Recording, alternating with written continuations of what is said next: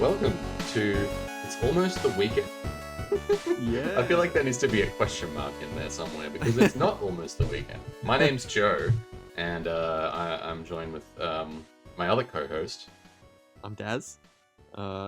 This is our inaugural episode. We've been pretty excited for this, I think, for like 2 years. It's been it's been a long time in the oven. This one, been such a long time in the oven. So, Joe, how you doing and what are you playing? Oh man, I'm good. It's been. I feel like the weeks recently are just disappearing. Like it's just so fast. This year we're in March already, and it feels like it should be the 3rd of Jan. Yeah, Um, but other totally. than time being like a really weird flat circle, it's been really good. Great. Um, and I've been playing Elden Ring. It's basically. I mean, this may become an Elden Ring podcast. We may need to change the name to It's Almost Elden Ring I, because I'd be totally fine with that. yeah. Look, we'll see how we go. It's supposed to be quite a long game. I feel like I've scratched the surface. Anyway, how are you doing? And I'm guessing you've also been playing Elden Ring. Yeah. Man, I've been good. FromSoft games, they come around once every 3 or 4 years, and it always feels so good just to jump into the world they've put together. Like it's always so creative, and like I'm just amazed at how they get away with it because like the story is exactly the same in every game.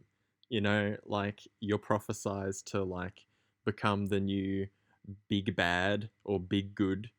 Yep. And in Dark Souls 1 you were hollowed, in 2 you were cursed, in 3 you were unkindled, and now you're tarnished. And like it blows my mind that it's exactly the same story, but they create like a whole new world and there's all this Yeah. new lore, and it just feels so great to like trounce around in exploring.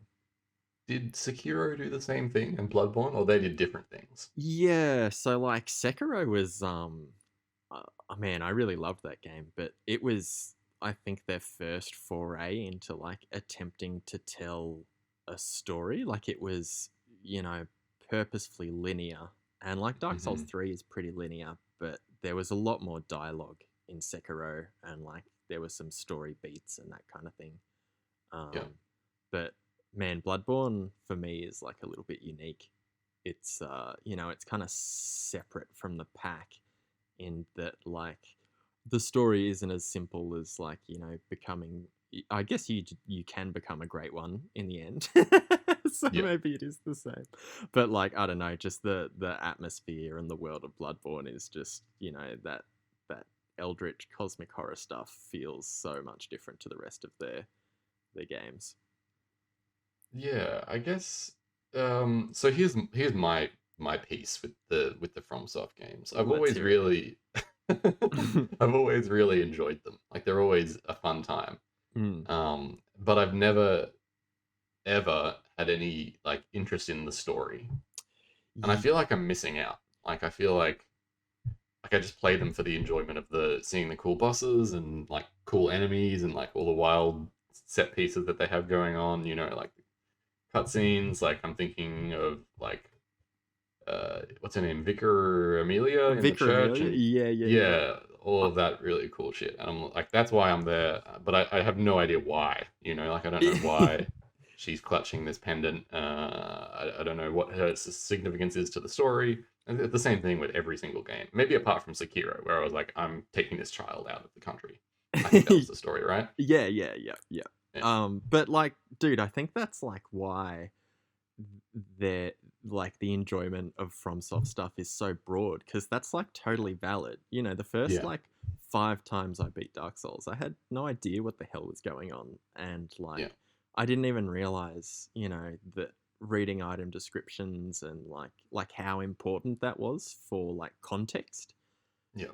Um, and yeah, it's changed a little bit with Elden Ring, because I think we had a similar experience in like the first 10 hours you play, like enemies drop like 5 items. you know like Yeah. Right. I feel like there was no new armor and no new weapons, and I was like, man, this is so different, because like in the other games, like you've got a stacked inventory in the first 10 hours, and like you can read Yeah. the sword descriptions and learn like, maybe these knights serve this demigod or something, and then you find out they're a boss, and then you get their weapon and you can read that description. So like it's fun to put the puzzle pieces together. Yeah. But this game has a lot less of that, I feel, and maybe they've learned from Sekiro a bit more, because I feel like this game, whilst the characters you find are kind of few and far between, there is a bit more dialogue than traditional Dark Souls games, I feel. Yeah. Um, Yeah. Every time I boot up Elden Ring, I tell myself I'm gonna read some item descriptions.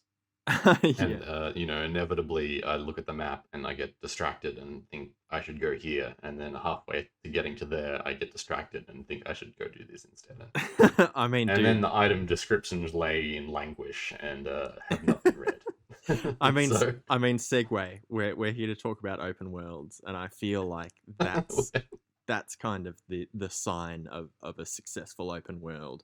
Where you right. can just lose yourself. You're like, all right, you're booting up the console, and you're like, yeah, I'm gonna do this, and then like as soon as you start playing, something catches your eye, or like you notice an area of the map that you haven't been before, just like you said, and then you're off.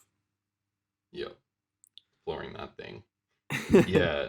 Yeah, totally. I think I mean, we were talking about this the other day, but like, I'm such a fan of the exploration in Elden Ring. Like the way that the open world really like facilitates and holds forward this like just go anywhere idea Mm. is like very compelling. I think that's why a lot of people have been really enjoying the game or thinking about it a lot, because it has that sort of like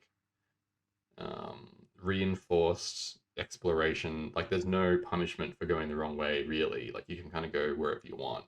Yeah, Um, yeah. Well, let's talk about exploration in open world games, because I think oh that's probably like one of the most important factors. yeah. Hmm. Because you don't really need exploration in a linear game. Whereas like for open world, it's just so important to have that kind of sense of wonder and scale, where you're like, no way, this is so much bigger or so much more packed with content than I expected. And like, I don't think you kind of get that experience with a linear game. Yeah, yeah, I agree. I think maybe there's like two different types of exploration, because I definitely feel like, in BioShock, for example, Oh there's like yeah. a certain amount of exploration that you do where you're like, I'll explore this area, and like you're rewarded by getting, audio diaries or whatever, little extra bits of currency or whatever happens to be in the game. So like there's some but it's a different kind of exploration, right? Like it's not like you when you're in a certain area in a single player game and you're exploring, you kind of know the bounds of where you can explore to. Whereas I Right. feel like in more like The Witcher or Elden Ring or whatever, like there's just I don't really know when it's gonna end. So Yeah, yeah, totally. That sense of scale just feels super different. yeah, yeah. Agreed. But I mean, sorry, you go. I was gonna say, like going back to like exploration in open worlds, like maybe we could talk about the first game we played that was open world, because like Oh, for me, like the exploration tick that kind of burrowed in my brain was it started with GTA, GTA yeah, 3, just like ages and ages ago, and like I'd never played a game like that. There was like Super Mario 64, and my friends played Ocarina of Time and that kind of thing. yeah. But this just this felt so different, because in Mario 64 you had a bunch of options, but the options didn't really happen to you. Like you had to Yep. go and seek them out, whereas in GTA, like you could just go anywhere. The map allowed you to, because there was like Some progress water. gates. Yeah, Yeah. yeah. But even so, like when you first start, there's still a hunk of the map that you can explore, and like accidentally running over people or purposefully running over people, and the cops chasing after you, like all that kind of open world stuff where things just happen to you, that was just so new for me at the time. Yeah, yeah. I think GTA is a really interesting example because like that idea of things just happening to like there's like a the difference I think really lies in that little sentence you said of like things just happening to you because like okay so if we're gonna like compare Mario and Mario 64 and GTA it's like you know you could probably argue that they have similar amounts of openness right like there's large levels in Mario that Mm, could probably not necessarily rival the size of GTA but you know if you split it up again and again you could have sort of like neighborhoods or whatever I guess yeah, yeah. anyway like um that there's no like systems in Mario. Like there's no like the AI, for example, or like the NPCs kind of just stand in one place, or they'll have a race with you, or they'll you know be a boss that stand in one place. Like whereas in Yeah. GTA, there's like all of these like little systems happening that when you interact with them or they interact with one another, they create like little moments. Right, right. And I think like that part of it is super compelling. Where like that and like GTA 3 was like the first, and maybe not the first, but maybe the first global or not global. What am I trying to say? Very successful, widely played version of that thing where it's like lots of systems interacting with one another in unexpected ways. Yeah, and I think that's probably what makes an open world game open world, or at least an open world game that is successful. You know, like all of the systems interacting with each other and creating unique experiences. Yeah. Like, we booted up Elden Ring on the same day as each other, and our friend Damo, and when we tried to do multiplayer, we realized that we all went in different directions. And it's just like, you're not going to get that kind of unique experience in many other games other than like open world games and maybe Metroidvanias. Yeah, yeah. Wow, you bringing in so many little bits and bobs here. Now we're bringing in Metroidvanias. We got Mario, we GTA. So many moving parts. Yeah, look, I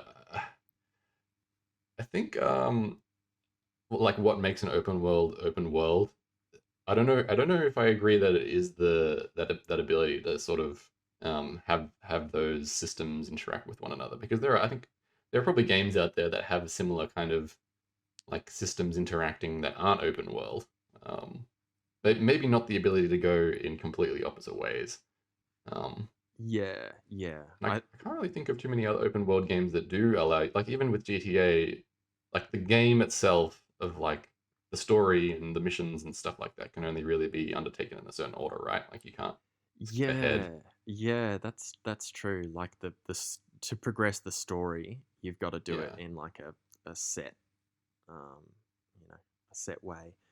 But yeah, I guess now you mention it, it is hard to think of like, even in The Witcher 3, there's heaps and heaps of side missions which you yeah, can access, but to actually get to the next areas of the game, you've you got have to to do do the the main story. story.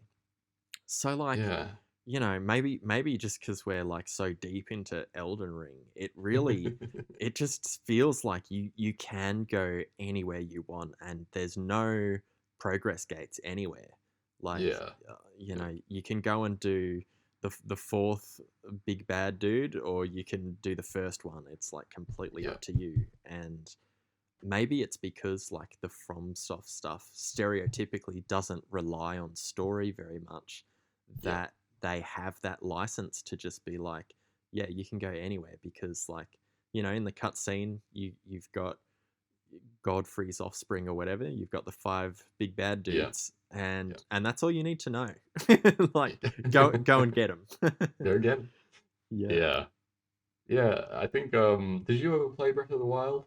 Nah, but I'm really keen to hear your thoughts on it because I've heard a lot of good things, but I don't really know anything about it. Yeah.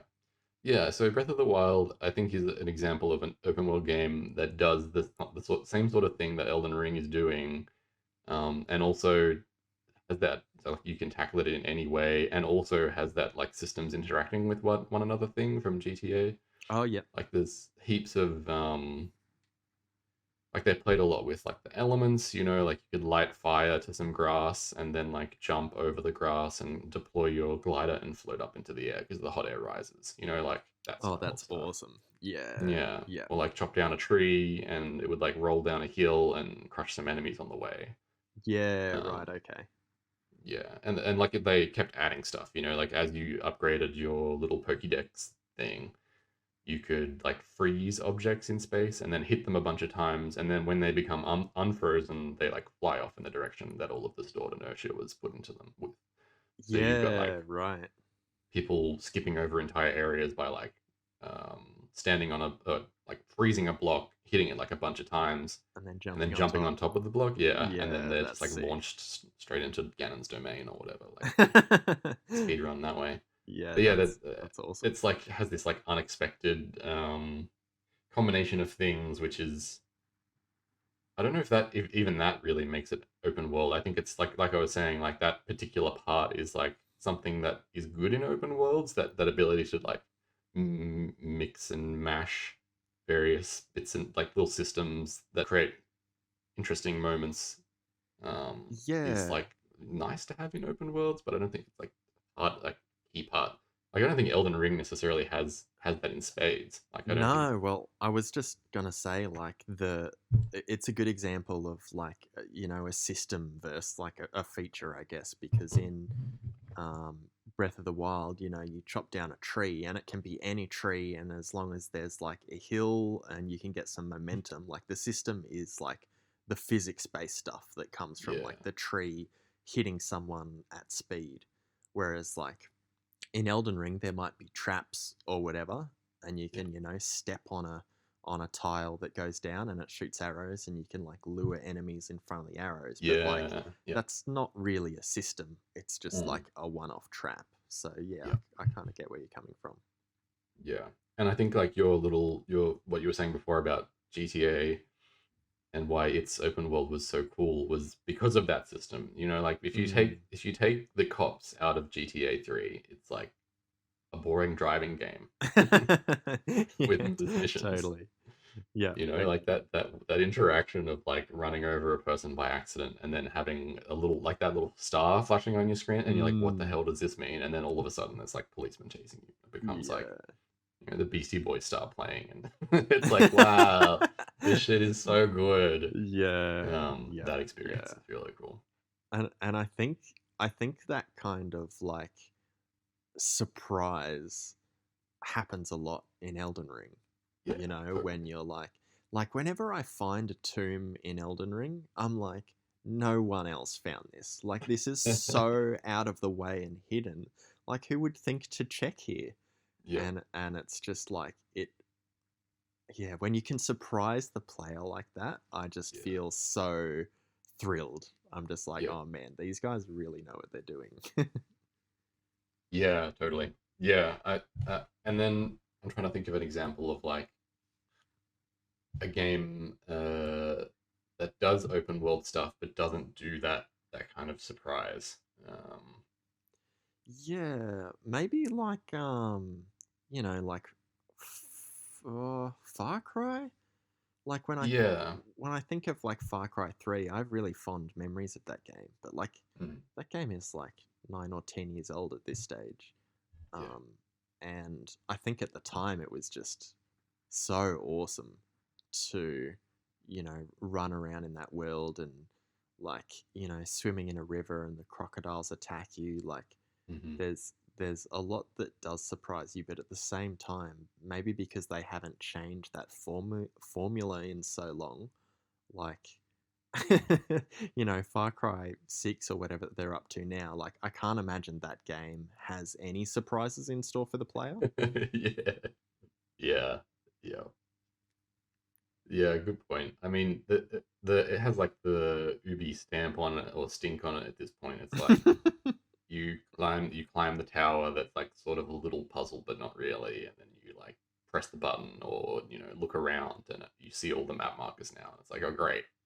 Like now the Yeah. things that would have been surprises to me, like little side missions as I stumble across them in the open world, are now completely visible, and I see I see where I need to go to Y- check things off a list. Yeah, dude, that's Um, actually a really good point because if you compare something like The Witcher 3 to Elden Ring, like mhm. Witcher 3, you get to Novigrad or you get anywhere in that game and you look at the map and there's like 300 question marks. Yeah. And like, I played that game when I was really depressed, so like methodically going to every question mark, gave me something to do and like it was good at the time, but now if I saw that, like I might just stop playing because I'd be like, oh geez, that's so overwhelming. Yeah. Whereas like in Elden Ring, you unlock the map and there's like, you know, nothing has changed. It's Yeah. just, it's highlighted now. There might be a fort or two that Yeah. you That can you can see. see. Yeah, Yeah. but otherwise everything else remains hidden. Yeah. That's a really interesting way that Elden Ring has done that. There's no map markers apart from the ones you place, because you can place little like waypoints. You can also place those little tokens that I really have been neglecting, that I wish I hadn't been neglecting. Yeah, oh dude, Um, honestly, like getting into placing those markers is kind of a lifesaver because they just yeah, stay there forever. And like if you're, you know, like in that game, you walk into an area and there are like six different paths, yeah, and I just feel like you got to mark that area because if the first path you take ends up taking you like 2 hours to do, like oh, and it does. you're just gonna forget that Yeah, there was a room there with six different paths or whatever. yeah, yeah. Someone, I can't remember who it was, tweeting about Elden Ring was like, you need a notepad. You need to like keep notes on like where you've been and what's where. Oh, totally. Yeah, I've got Yeah. like a Google Doc for it Oh, legendary. Oh my god. because Yeah, I've got nothing. I've got the inside of my stupid head, and dude, I tried that for a while and like I was keeping good track, and then like I don't know what happened. It just went from zero to 100 real quickly, and I yeah, just had too many places to go, and I was like, all right, it's time for the Google Doc. yeah, yeah. Yeah, and like I was saying to you the other day with that shitty thing that happened to me, like I hit an NPC and they're like a crucial NPC for me, Oh yeah, being like an yeah. intelligence user, and I ended up like I need to fix this, so I googled like how do I fix this, and they're like, oh, you got to go get this item. It's like, okay, where do I get that item?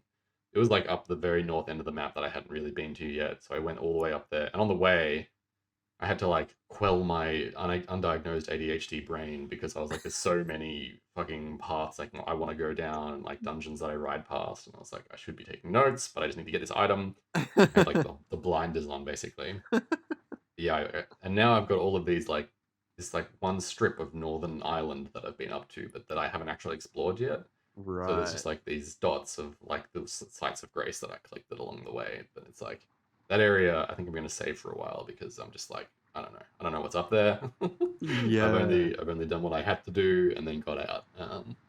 But yeah, anyway, the thing that I was thinking about was the the contrast between the way that Ubi games do and Witcher does map markers, and then, honestly, most modern games that have an open world map do map markers, and the way Mm. that Elden Ring does it is very refreshing in Elden Ring because I think there's something subtle going on, right? There's this when you're exploring the map and you don't have the map yet, there's that sort of gray, cloudy nothingness, and you feel almost like you've got the map in your head at that point. Like you have like large landmarks, maybe, Yeah, yeah, yeah, which yeah. direction you're facing. You know how far away you are from a map that you've already discovered. Like it's very like orienteering. There's no real sense of where you are. Yeah. And then you find the map, and you've got like you said, you've got like landmarks that you can see that are drawn on the map, like literal like you see a circle here, or you see a fort over there, or you can see where the beach is. Like, I'll go look at the beach. That kind of looks like there might be something there. Yeah. Um, Yeah. but again, there's no map markers, and the only markers that you have are the ones that you leave, and so it's this like really compelling like activity of like digging in sand almost, where you're like you don't know what's underneath, and you've got to go. You actually got to go there to find out to do the thing, and it may be nothing as well, which is also kind of interesting. Yeah, well, I think the reason why it works so well in Elden Ring is because of how good the level design is. this isn't just like a flat plane that they've just thrown a bunch of like interactions in. Yeah. Like there's vertical, Yes. there's like horizontal, and it's just opened things up in such a way that like when you go somewhere, it's been so rare that it's a dead end for me. Yeah. Like I find, like a secret boss or a tomb or like an elevator, or it's just kind of scary how Yeah. curated the world is Yeah. considering its scale. Yeah. Like it's wild. And I think when other games have question marks, I think it kind of saves them from having to put that much effort into the level design, because like Yeah. if you know where everything is, then You you're just not go there. exactly, you're not like breathing in the contours of the landscape and being like, Yeah. huh, there's like a dip over there. I wonder if there's like something down there. Yeah. Yeah. You're just like, no, I've got the question mark marked on my map and I'm just going full speed ahead towards it. Yeah, it's very gamey, like there's Mm. this aspect of you mentioned before, like being depressed and like having the task of checking off a checklist be satisfying. Mm. Which I think can be satisfying in games, like that aspect of collecting things or like checking off a list is has the potential to still be good. Like I don't think we should just be like, oh, it's bad. Like Elden Ring Yeah. did it better. Like No. it still has merit. Yeah, totally. And like, yeah, I guess we're talking about it as if it's a bad thing, but it's not a bad thing at all. Yeah. And like, there's, it's just a mood. Like, I feel like the sheer amount of video games you can play, like, there's so much choice for the player that like, choosing to play a game like that is totally valid. And like, like I replayed Banjo Kazooie a couple of months back, Oh and yeah. it was just so nice because it was so relaxing, running around collecting things, and it was really similar to just like looking at a map with a bunch of question marks and like mapping out your path and being like, all right, I'm gonna go there, there, and there, and off you go. And like you Yeah. don't have to put all this thought into it, and you're not scared shitless because there's a secret boss around the corner. Yeah. And yeah, like I think that's still like a totally valid form of open world. Yeah, totally. Yeah. I was thinking about this before, or we were talking about it at work actually. There's something that open world games do, um, and that Elden Ring does, sort of, but it's not clear how they're doing it. And the thing that I'm alluding to here is like how to direct the player in any given direction, right? Mm. So like a game that I played recently and I haven't finished yet, but I would like to return to eventually. Who knows when? Because Elden Ring is consuming my entire existence. But the Horizon Horizon Oh, Forbidden West. yeah, yeah. I wanted to ask about that. Like, how's that going? Does that feel like different to the first Yes. Horizon? It No. does. No, Uh, no, sorry. It feels different to Elden Ring. It feels like different to. It's different enough from the first game that it's like, oh, there's new things to do here, mhm. but it's still very much like more of the same. Uh, and with um like map markers and stuff like that, and directing the player where to go, is still like they. I feel like it's a prime example of like a master stroke of how to do that in that fashion, right? Like you've got an open world, the player can go anywhere. They've got map markers if they wish, but they are sort of treating it as if the player isn't looking at their map markers. They're just running around the world. And Oh, so you've okay. got like really well thought out points of interest and like guiding lines and roads that go by certain things that the player may get interested in based on how they look, or what's inside. They can sort of see lights coming out of a building or whatever. They'll be like, oh, I've got to Hmm. go in there, even though it's not their main objective. So I think they're doing like a mix of it. Like they sort of got a bit of both. Like they've got this sort of interesting verticality, level design, Elden Ring touch, but Yeah. they've also got the like go to this question mark, and they tell you exactly what it is in the map as well. It's like this is a side quest, or this is a contract, or this is whatever. Yeah, There's no mystery. well, it's like it's like in most games, like it sounds like Forbidden West, where they design the world so that you can see things and you want to explore them. Yeah. Whereas, like with Elden Ring, it feels like everything is hidden, you Yeah. know, and It and is. like I feel like FromSoft are a bit notorious in this regard because my favorite area in Bloodborne is Canehurst Castle, and like my first couple of playthroughs, I didn't even know it existed. Yeah. Like you need to do some obscure shit, which again isn't obscure if you read item descriptions. But Yeah. if you don't, you just have no idea. At least I didn't. Um, Yeah. and then like they spend time developing it. There's new enemies, new bosses, like animation, move Yeah. sets, like new music, and like players just wouldn't see it. Yeah. And now that they've adapted their formula to this open world format, it's just like, man, you couldn't hope to see everything in a first No. playthrough. Like no Yeah. matter how scrupulous you are with like walking, like exploring an area, there's just no way you could see it all. Yeah. Yeah, totally. Yeah, and I hate that. I hate that I can't.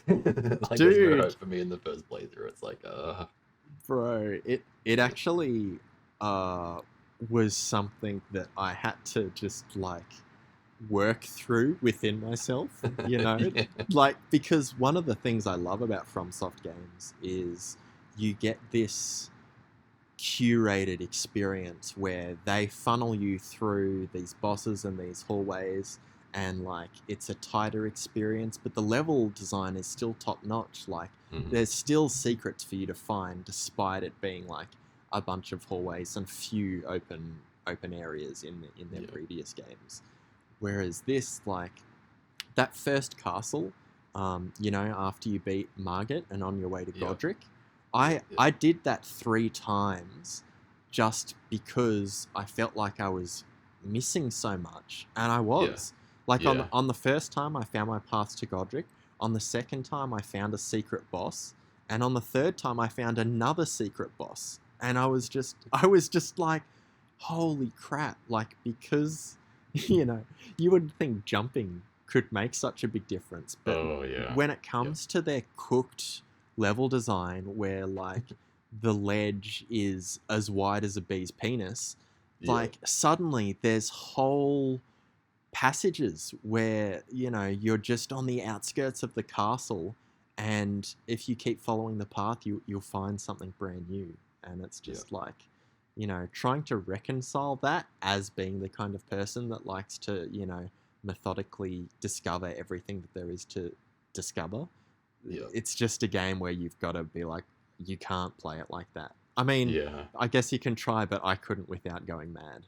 yeah, yeah, or like having it be like if I had 12 hours a day to play video games, like if that was Yeah. my situation, I'd be like, oh, like I actually have the time to do this. Like, let me see every pixel of the castle. Like, I can do this. Yeah.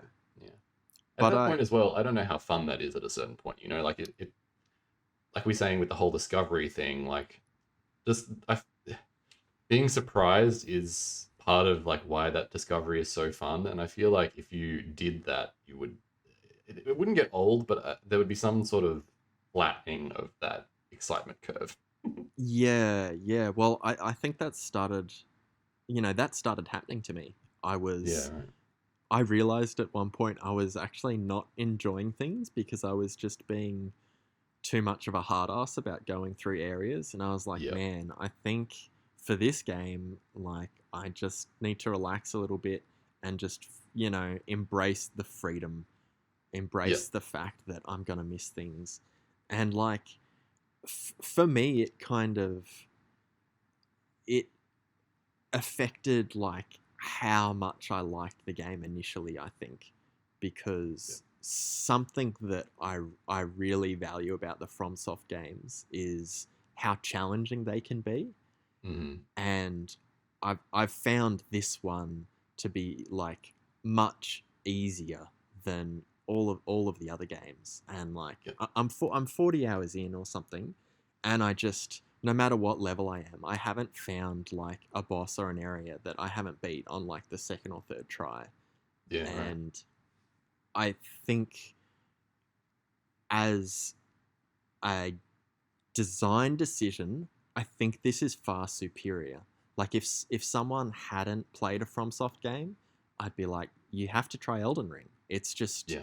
you know, like in previous games where, I'd be reading about people's experiences with being like frustrated, say like, Yeah. Bloodborne, I think the first kind of blockade is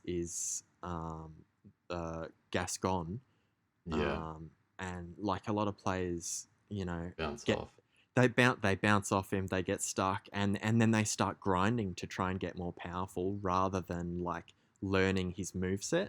Yeah. And I think that's a design decision that they made where like we want the player to like learn the move set and overcome the difficulty with skill, Yeah. and that's kind of that's fine, and I'm really glad there are games out there like that because they're the kind of games I enjoy. But like with Elden Ring, if that happens, you can go to 300 other places, and Yeah. that's just for most people's experience, that's just going to be way better. So like I think as no doubt, I haven't seen much of it because I've not wanted to spoil any Elden Ring stuff, but no doubt like the get good culture has probably bubbled up again for Elden Ring. But Oh yeah. I just feel like this is what it should look like. Like this is the most accessible FromSoft game. The player has so much choice in how they go about things. Like you could. The best thing about these games is you can beat the game naked, beating bosses to a pulp with your fists, Yeah. and like, or you can level up to level 80 and then tackle Margit. Like, Yeah. and Yeah. and and the benefit here is that leveling up to level 80 is no longer versing the same enemy a million times. It's Yeah. actually just exploring and playing the game. And Yeah. then you come across Margit, and they have this big cutscene and they're talking shit, and you just obliterate them, and You you just stomp them with your like level 80 spell or whatever. Yeah. yeah. And like I think as a design thing, I think that's much better for the player. I think yeah. Look, the whole time when you were speaking, then there's um yes, I agree with everything. I agree with everything you just said. Very yeah, totally. But yeah, there's this thing that I think we fall prey to as people who've played these games before in saying that this game is more accessible, and I think like on its face, like objectively, yes, it is more accessible, Hmm. but there's also this part where it's like we have played these games before. We know that like you need to talk to NPCs every single time to be able to get all the dialogue out of them. Like that's not apparent to new players. Yeah, yeah, We that's a know good like point. that you need to the way that inputting that you should spend your runes or your souls or whatever. Like there's certain ways to do it that make the game less hard. And I think the reason that you're having a more easy time, part of the reason that you're having a more easy time with it is because you are using all of the things that the previous games have taught you to Mm. become this, unstoppable uh, Elden Ring searching out boss boy who is like, like I'm sure there are still challenges to come with the game, but like you're playing the game the way that FromSoft has asked you to play the game, right? Like I think that the reason that people struggle with games like Bloodborne, Sekiro, and Souls is because they don't understand what the game is asking of them. Like Right. it's that whole Yeah. like you got like and that was what was such a cool twist about Bloodborne. It was like you can't hide behind your shield anymore. You need to go Mm. fast and you need to be the danger, and Yeah. like jumping over that learning hurdle was like hard for a lot of players who previously played Souls games. But now that they have that in their arsenal, it's like people play Dark Souls like they play a Bloodborne now. Like they don't have shields; they just run around with dual swords, and that's just how they want to play it. And it's totally viable in that situation, right? Mm. But Yeah. yeah, in this game, it's like all those things that you learned from those previous From Software games, like they apply here, and they'll make the game more enjoyable and somewhat easier for you. And D- like, Dude, that's a yeah, really good point. That's a really good point because, like, the get good culture is probably almost definitely made up of people that have all this experience with FromSoft yeah, games, yeah, and yeah, dude, like I totally took that kind of stuff for granted because, like, yeah, that first area after the tutorial where there's that really strong guy on the horse. yeah, I was like, all right, I'm going to beat this guy level 1 because, like, the game is trying to teach me something here. Like, they yeah, don't just put a boss this strong at the starting area to laugh at you. They yeah. like try to teach you something, and like I beat him, and like the stuff you learn about horse combat in that first battle is stuff that I've used for the last 40 hours. Yeah. And Did you beat him with your horse, or did you like n- run past him and get your horse? no, with the horse. With the horse, Okay. I didn't. Yeah, Yeah. no, I don't think that battle is possible with the horse. I mean, without it. So there's a bit of I agree. I think that putting that horse at the start is a really great way to like teach the player heaps of stuff. But it's Mm. also like they put it before you get the horse. That's a really good point. And they put Yeah. the tutorial in a black hole, like at the start of the game. There's like I don't know if you've seen the screenshots, but there's all these people like on Twitter being like, okay, this is where the game starts. It's like that door by the glowing golden tree, and Mhm. this is where the tutorial is, and it's by the dead man, and it's in a black hole, and there's no lights in there. It's like so many people playing this game didn't play the tutorial. Like they Just just missed it. walked straight into the horse, and they're like, "Wow, Yes. yeah, FromSoft games are really hard, hey." Yeah, they didn't even teach me how to play the game. And it's like, no, they didn't teach you how to play the game. Yeah. I mean, they didn't really even attempt. Like, you had to be active, and that's like the first lesson. It's like if you want to like enjoy this game, the tutorial is hidden, and you need to uncover it. And it's the same with everything. It's like the dungeons are hidden, you need to uncover them. The bosses are hidden Mm, sometimes, you need to uncover them. Like, there's mm. been dungeons that I've walked into and like walked right back out of because I was like, there's no boss in here. Like, there's maybe a few enemies. I just don't really know where I need to go. And then I was Right. like watching a friend play or like talking to a friend, and they're like, "Oh, did you beat the boss in that dungeon?" And I'm like, "Bro, I didn't find no boss in there." like, Yeah, yeah. it's the first lesson. You gotta uncover it. So yeah, I don't know really what I was trying to say there, but yeah, there's like a bunch of people who are like having trouble, even though it is more accessible, just because they don't know the rules of the game yet, or they're just like struggling with that the way that it tries to teach them, which is Ye- fair. yeah, I think that's super fair. And I think, when we think about our first FromSoft experience, which was Mm, Demon Souls, like,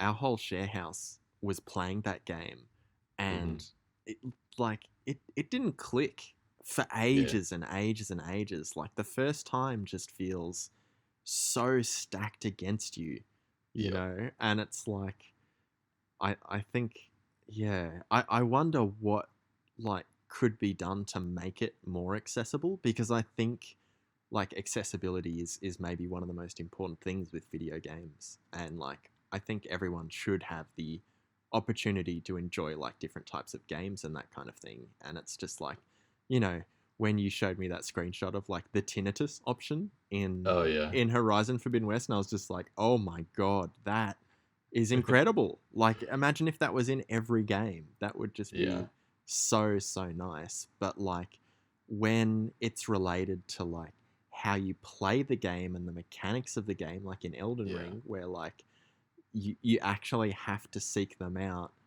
Like, I think that's cute as like a world design thing. Like, hmm it's really cool that the tutorial is actually part of the world, and like Yeah. the buttons you need to press are messages on the ground, which are what you use to interact with other players and that kind of thing. Like, Yeah.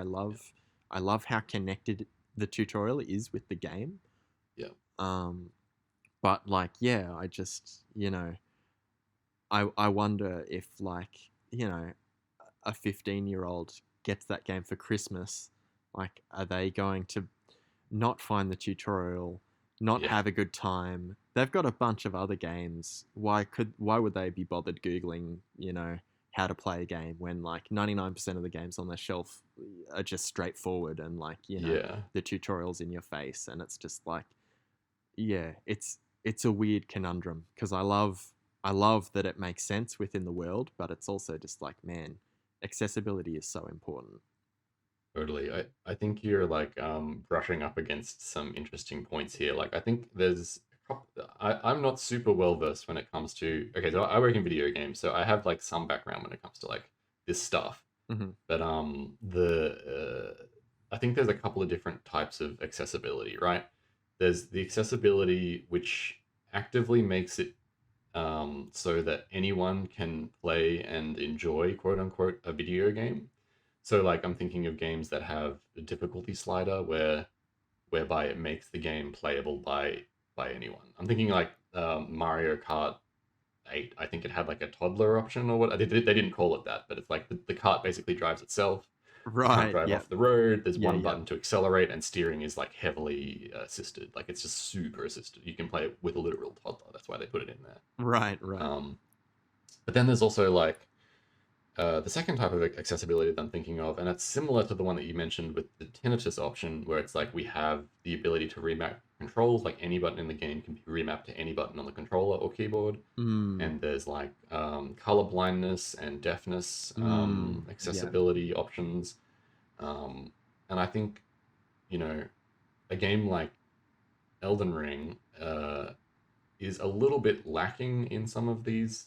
Like, I think you probably personally, I don't think I want an easy option in Elden Ring. I don't want um, scaling of AI or like giving myself more health in the options or anything like that.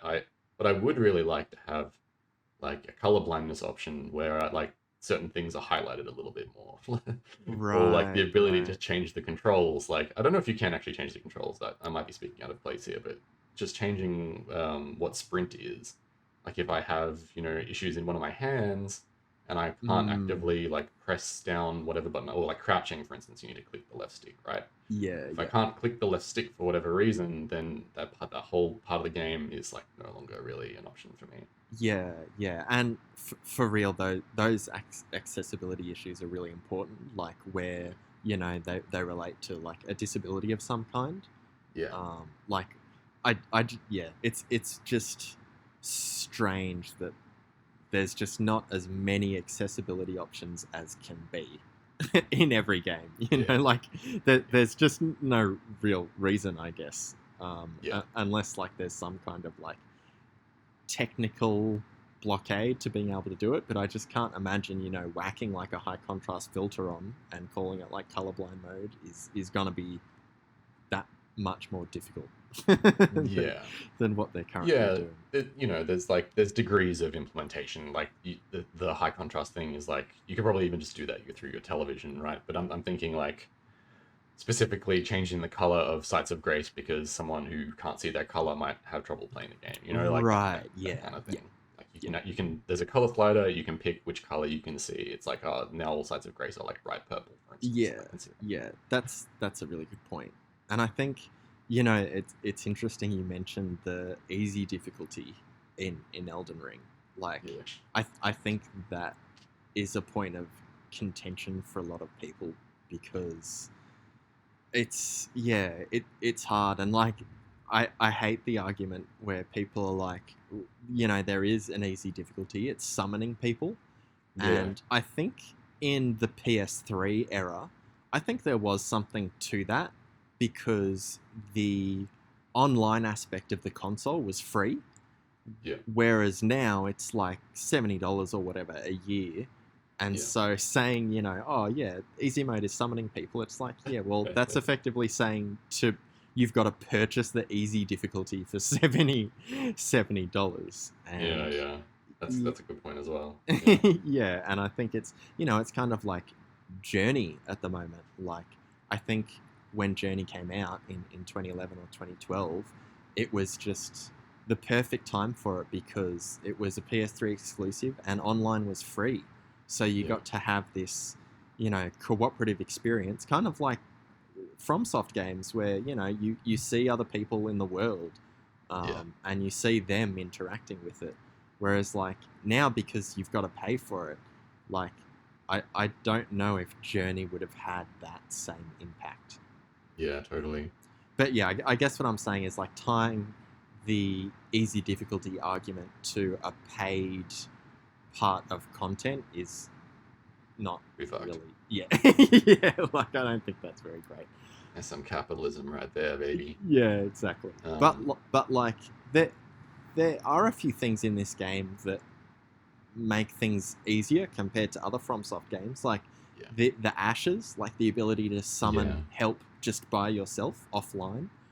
yeah, I think, for a lot of people, that is going to give them the chance to have longer boss fights and get used to how the boss is moving because totally. the boss is going to be interacting with that ash that you've summoned. And Yeah, I think that's just like, another little tip of the hat where it's like, yeah, this makes the game more accessible to more people. It's optional. You don't have to use the ashes. yeah. And it doesn't hurt anyone, and it's just another option. And I think that's the right It's a direction. really nice. Yeah, yeah, I agree. That does feel like they're um, not attempting to placate, but adding something in that makes people who would be struggling with the game have a slightly better time with it. Um, Dude, so exactly. we've somehow knowingly or unknowingly pivoted from open world games into just rambling about Elden Ring. Accessibility. Yeah, Yeah, and Elden Ring. Yeah. and accessibility. So look, there that is. I mean, we're coming up on the hour as well, so like it's pretty good. Like I think we probably did 50-50 um, Elden Ring rambling and open world chitty chat. But Yeah. All right. was there Why don't we have just like to finish things off? We'll have a bit of a shotgun round. gun round? All right. Yeah. So I'll ask you some questions, and you can just tell me what comes to mind. All So right. which games do you think had the best open worlds that you've played? Oh, heck. I think Breath of the Wild probably did open worlds the best so far. Apart from Elden Ring, like pre Elden Ring open world Breath of the Wild. Yeah. Yeah, Is that um because they like made it so you can just tackle any temple you want in any order? Like it was kind of yeah, true open world? yeah. Yeah, Pretty much. okay. Yeah, Yeah. Yeah, I can dig that. I think for me it'd be like um Assassin's Creed Black Flag, oh hell yeah. and it still had all that Ubisoft crap where nothing's changed and it's exactly Hmm. the same. But like having the open world on the ocean, like I just wanted to listen to the boys sing sea shanties, Yeah, and like I just wanted to be out in the world, yeah, doing pirate stuff. And I think for me that was just like a really good kind of both concept as in the pirate stuff and like the normal Ubisoft formula, and for whatever reason it just came together and worked really well in that game. yeah. Hell yeah, yeah. I really liked that idea. Like, Red Dead Redemption is another one that comes to mind. Is like games that encourage you to play as the character. You know, like being out on the Mm, sea as like the pirate and singing sea shanties is like it probably doesn't add too much to like the getting better at the game or whatever or like progressing the story even, but boy is it good to do. And same with like yeah, Red Dead, where you're like hanging out at camp, like talking to people and they're telling you their stories and you're like being a cowboy or you're just wandering around like hunting stuff. yeah, Being a cowboy, calling your horse, saying good girl, all that sort of shit is like it's like cowboy simulator. Like that is an interesting thing. Like games that encourage you to play as the character is like a whole other yeah, topic. But yeah. yeah. Okay. And how about who did open worlds worst? Oh, um, I'm kind of thinking like Cyberpunk did open worlds pretty badly. Oh yeah. Maybe it's changed, but yeah, that they had had issues where there was not really much in the world. It was kind of like Ubisoft, I guess, right? Where you'd have like specific like encampments or like bespoke moments happening in the world where like you would drive around for a while and see like the cops shaking down some bandits or whatever, right? Right. Um, but there was no it didn't really feel like it felt like that particular interaction of the cop shaking down the bandit could have happened anywhere, right? Right. Like, and it was the same with the encampments. They were just kind of like in places where you would kind of expect them to be. You like, this is like the poor side of town, so you would see like more of those things, right? Right. Yeah, I don't know. And also it felt more like this is something that I wanted to touch on a little bit, but we're running out of time. But like the way that some open worlds aren't really open worlds, they're just like large libraries of things that you can pick off the shelf. So like Right. Yeah. the open world may as well be a menu where you pick. Maybe the best example of this is like Metal Gear Solid 5, Oh, right? bro, Or like that's where, my answer right there. I yeah. fucking hate that game. I hate it. I wanted to love it so I much. I know, love so the did whole I. series, and Yeah, like, oh god, they just. they Anyway, cooked I'm it. sorry. Go on. No, you're right. Yeah, look, that's if the tangent's there, we can write it. But yeah, yeah, where they actually did. They said, you know what, screw the idea of the open world where we're just gonna have missions kind of floating around in the space. Let's actually put it in a list, Yeah. and it was a list. Well, do you think that's maybe the difference between an open world that feels alive and then one that doesn't, because it just feels like you said, a library? Yeah, maybe. Because like Yeah, for me, Metal Gear Solid 5, like absolutely nothing happened outside of those bases where the missions were. yeah, Like the world itself served no purpose to like yes, develop the story or the character. Like it was just a desert wasteland that yeah, had the odd militia camp or whatever. Um, yeah, and it just it just felt like, why is the open world here? It really doesn't need to be. yeah, yeah. If only they had done not the open world thing. Um, Yeah, yeah. and a bunch of other if onlys. But yeah, I think similar kind of thing in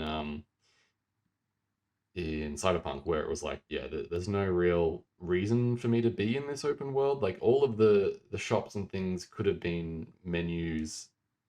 The missions that you go on could have been menus that you just fast travel to.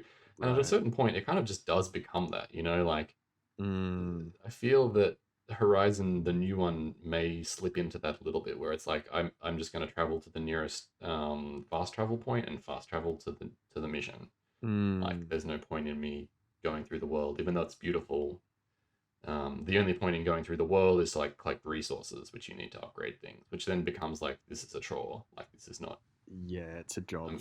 Yeah, it's a job. Yeah, there's no discovery. It's like it's in some way it's like worse than collecting ticking things off a list. It's like ticking things off a list, but also like having like mowing the lawn at the same time. Like, Right. So it's like yeah, you're ticking things off a list, but like the places you have to go to tick them off are really inconvenient to you.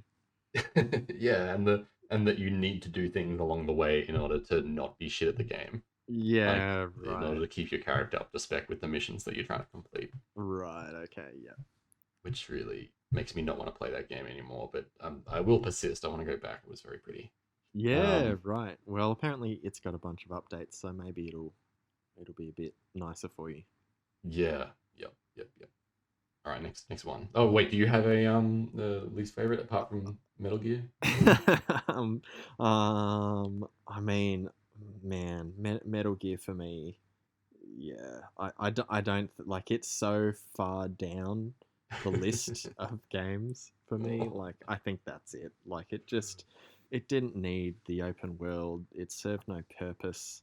I mean, mhm, that game had a bunch of development issues. Like, yeah, I just can't believe that game did so well critically, you know, and Yep. especially when the trailers were so story heavy, and it was post Peace Walker, and then Ground Zeroes was awesome, Yeah, dude. and Guns N' Roses like, was awesome. oh man, yeah, I don't know. It was just like the anticipation of playing all the Metal Gears and just being so into the story, and then Yep. just having that, like Yep. that game didn't even need to be a Metal Gear game. It could have been No. anything. It could have been a Yeah. new IP.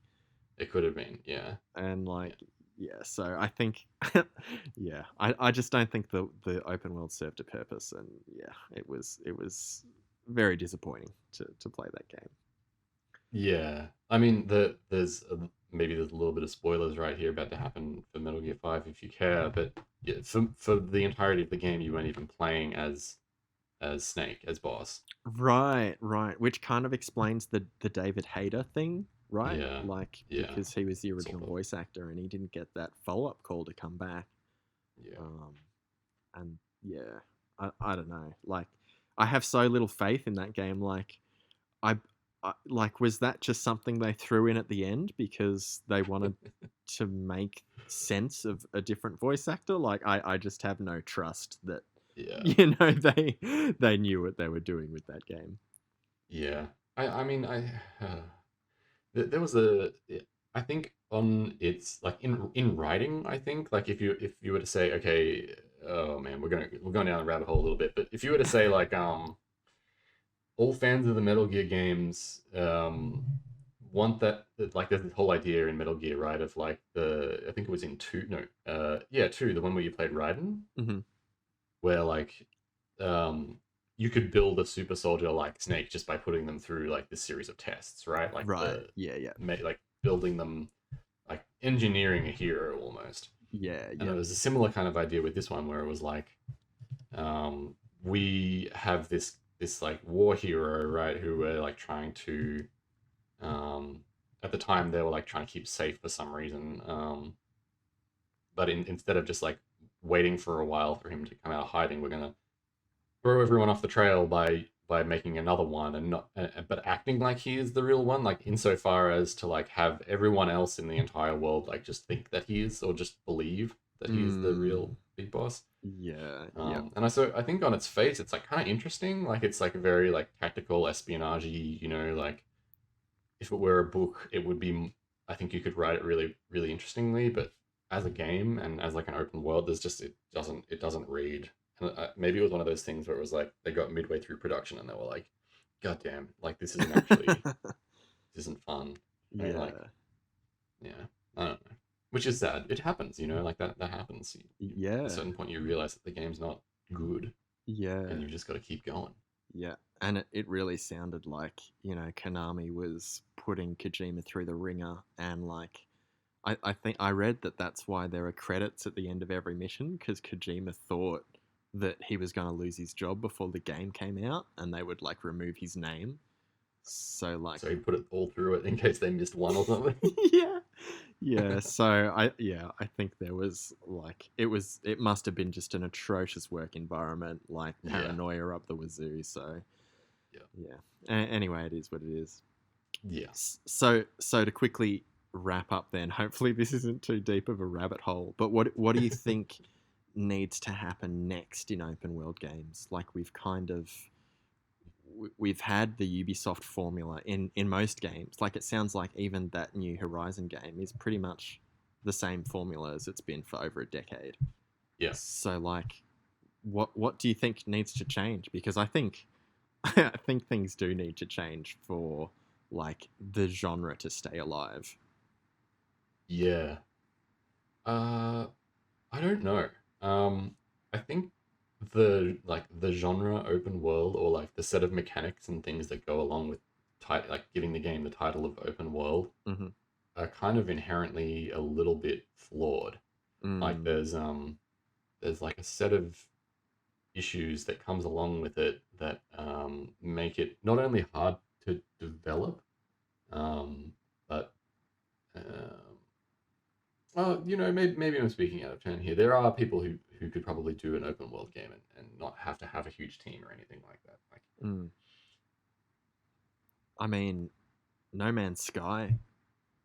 is They did an interesting version, yeah. yeah, and I mean, when that game came out, it wasn't so hot, but now, like the team is relatively small compared to all the other open world games we've spoken of so Yeah. far, um, and like I feel like there are a lot of interesting concepts there, especially Yeah. around like the scale and that like multiplayer feel to Yeah. an open world. Like not many games have like an open world that's multiplayer. Yeah. Like I guess for a long time, GTA and Red Dead Online probably dominated that space, but like Yeah. you don't really play those for the open world, Yeah. when you're playing them online. Yeah, there's like role playing and stuff going on in those worlds as well, which is like I think one of the, at least for GTA, is like one of the main draws, right? Like Yeah, yeah, totally, there's totally. a whole space there where I'm just like not involved at all. Like VR chat, like that whole thing is like people role playing, Yeah, yeah. and it's like, oh, man, yeah. So maybe mixing a little bit of that with the open worlds could be interesting. I Mm. mean, Death Stranding did an interesting thing with open world, sort of, Oh right? my Where they had like, god, yeah, yeah. we haven't talked about Death Stranding. Yeah, Another shit, man. time. This is a huge topic. We're Yeah. way in over our heads here. Yeah. Maybe we like subconsciously sidestep talking too deeply about open worlds and just talked about Elden Ring. That's where we went with it. Yeah, yeah, totally. Uh, Anyway, sorry, you were saying about Death Stranding? yeah, like there's interesting multiplayer things happening in Death Stranding where like Mm, the world is affected by other players, which is pretty cool. And like similar in Elden Ring, right, where like you can read messages, and that's similar to like leaving a ladder. Like that's kind of the same concept. yeah, yeah. Um, one's physical and one's optional, and like there's things, but when you boil it down, it's like they're both helpful. Yeah, Um, yeah. so I think that's really cool to have in an open world game. Yeah, Um, yeah. I think the more we can uh, push the idea of natural discovery and like creativity and building in open worlds, the more enjoyable they'll be. I think an open world game where like I'm thinking like there's Rust, which was hugely successful, which is like open world multiplayer. You build a base, and there's like some role playing elements in there too. Right. That's like a crafty survivalist sort of game. Yeah, okay. Yeah, games doing that. I think if they can do that in a maybe more focused or stripped back way with a little bit more like art direction, I think could be really going places. But then I Yeah, think there's right. also like room for single player open world games that are shorter. Like one of the things that happens with open world games is they're just massive, dude. Like Yeah. huge undertakings. And I think Yeah.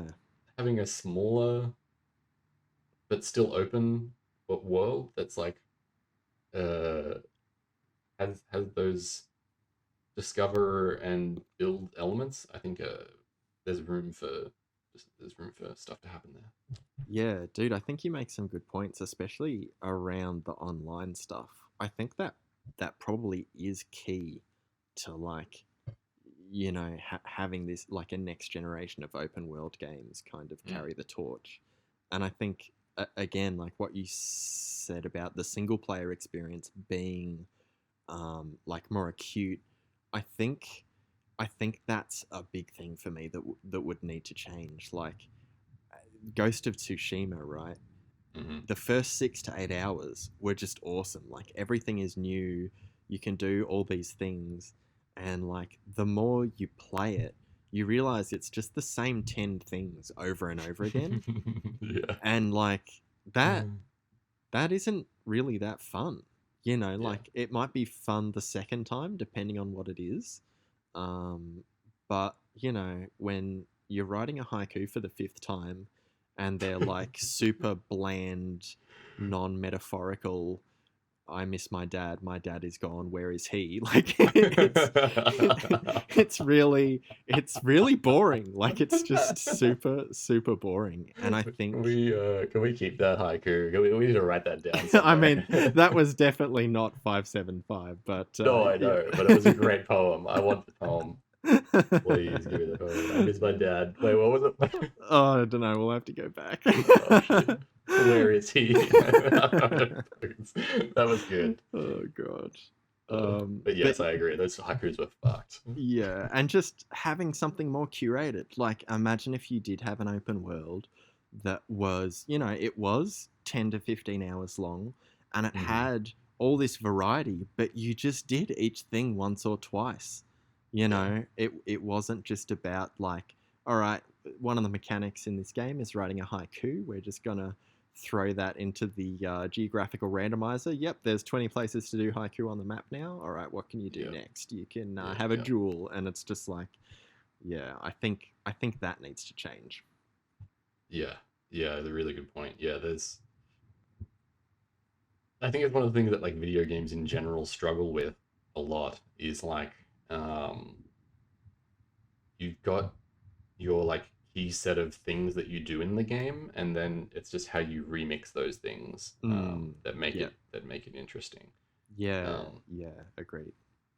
games like Yakuza Zero. Oh man, I can't believe Yeah, we haven't talked about Yakuza because they're open world but just super condensed. yeah, yeah. And they do that thing of like they've got their key mechanic that you sort of do, like the brawling. Yeah.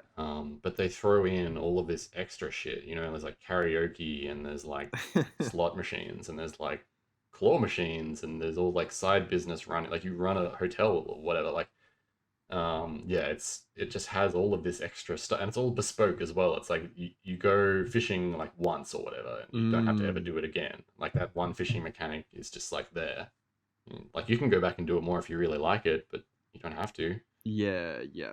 That kind of thing is And I get why it's not in a lot of games, but it's so cool in Yakuza. yeah, yeah, dude, man, that's I, dude, good on you for remembering. I just hadn't clocked Yakuza at all, but they're like they kind of do a lot of the things we're talking about here, like especially what you say about the fishing. Like, you can do it once and you can go and do it again, but the game isn't like touting the fishing as like, this is one of the main activities that you'll do. Like Yeah, it's just here because the world is alive and like people fish in this world. yeah, It's not like you've got to catch 40 golden koi and there are 60 fishing spots and blah blah blah blah blah. yeah, Um, totally. Yeah, and they're all marked on the map. Yeah, yeah. yeah. Uh, anyway, And look. then Sorry, go on. what? Just quickly, one other open world that I just thought is uh is open, but maybe people don't think of it that way. Is Mhm. Stardew Valley? Oh, yeah. Okay. Did you ever play Stardew Valley? Yeah, yeah. Like, I mean, Phoebe, my partner, has played it heaps and heaps. Hmm. And I dabbled a little, but I watched a lot, so I feel like I kind of know what's up there. Yeah. Yeah, like that's kind of a similar thing, There's like systems in the game that you can engage with if you like, but the main thrust of the game, the thing that you end up doing a lot, is just is good and there for you, Like Mm. you don't ever have to go into the cave to play that game. You probably should if you want to like complete everything, but and same thing with fishing. It's like you don't have to engage with fishing if you want, or you don't Yeah, have to yeah, engage with like dating one of the villagers or whatever. But it's all there. Like it's very cool. I like that stuff, and so yeah. more of that kind of thing in open worlds is it's pretty welcome. Yeah. Well, man, I feel like I came into this pretty cynical about open worlds, but there's actually a lot of variety here. Like, you bringing up Rust and Yakuza and I think like, yeah, to have, an online experience or even just like a pseudo online experience where you've got Mm, messages from other players or just like proof that other players are experiencing the same thing you are. Yeah, I think there's really something in that. yeah, for sure. We haven't even touched on it, but there's like the whole metaverse thing, which is like it's hugely multiplayer. Like the whole point of it is that it's social. There'll be like no, maybe not even metaverse, but if in the future I'm seeing a lot of like virtual world stuff popping up, Yeah, yeah. which will hopefully be good and not terrifying. But yeah, that's a whole other thing. I guess you could link the to open worlds, but maybe not that much. For some reason, it just sprang to mind. I was like, we probably should talk about because there's like what was it called, Second Life, which was kind of I an was, I was open about to world. say Second Life. Like, Yeah, what is Second Life 2 gonna look like, or Habbo Hotel, all those old ones. Yeah. Yeah. Yeah. Wild. Anyway, we'll save that for a future topic. We'll go over meta and all that shit. Yeah, definitely. All right, this was fun. Hell yeah, man. Very good. Huge chats. We went over time. 15 minutes over time. Oh my How do we God. sign it out?